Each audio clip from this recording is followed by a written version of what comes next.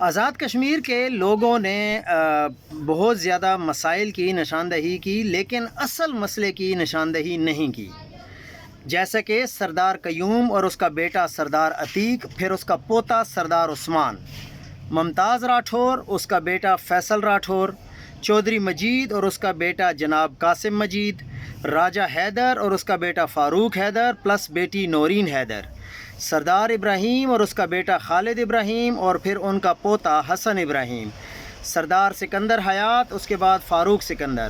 شاہ غلام قادر، علیم شاہ، رضا Qadri, Ahmad Raza, barrister سلطان اور اس کا بیٹا یاسر سلطان، سردار یعقوب اور بیٹی فرزانہ یعقوب، سردار قمر الزمان اور اس کا بیٹا ضیاء القمر، اختر ربانی سردار اور اس کا بیٹا فہیم ربانی، چودھری عزیز اور اس کا بیٹا محسن عزیز، چودھری یاسین اور اس کا بیٹا عامر یاسین، کرنل نسیم اور اس کے بعد اہلیہ امتیاز نسیم، چودھری صدیق اور صاحبہ صدیق، مطلوب انقلابی اور اس کا بیٹا ولید انقلابی، خالد خان محمد خان اور اس کے بعد کرنل نکی کا بیٹا ڈاکٹر نجیب نکی، صغیر چغتائی، شاہدہ چغتائی اور اس کا بیٹا احمد صغیر، کے بی خان اور اس کے بعد گرینڈ سن عامر الطاف، غلام صادق اور اس کا بیٹا سعود صادق،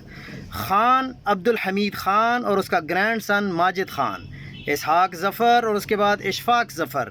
حسین سرگالہ، اکمل سرگالہ، یاسین گلشن اور اس کے بعد بیٹا رضوان گلشن، اعلیٰ فوجی افسر، ساتھ ہی بھائی وزیر اعظم انور الحق۔ دوستو، یہ وہ 26 خاندان ہیں جو آزاد کشمیر کے مسائل کی اصل وجہ ہیں۔ ان کے باعث ایک تو 47 سے ہی یہاں کی سیاست میں موروثیت نے جنم لیا، بلکہ بچے بھی دیتی رہی۔ آج تک آزاد کشمیر کی سیاست انہی 26 خاندانوں کی لونڈی رہی۔ حالیہ تحریک کے دوران ان خاندانوں نے ایک دوسرے کے سیاسی حریف یا مخالفین ہونے کے باوجود ایک دوسرے کا ساتھ دیا، ایک میز پر رہے، ایک زبان بولتے رہے۔ اب وقت آ گیا ہے کہ آزاد کشمیر کے عوام اگلے الیکشن میں سرے سے ان خاندانوں کا سیاسی بائیکاٹ کریں اور اس بات کو سمجھیں کہ اصل مسائل یہ 26 خاندان ہیں۔ اصل مسائل 12 سیٹیں نہیں ہیں، اصل مسائل مہاجرین نہیں ہیں، اصل مسائل جو آپ لوگوں نے کچھ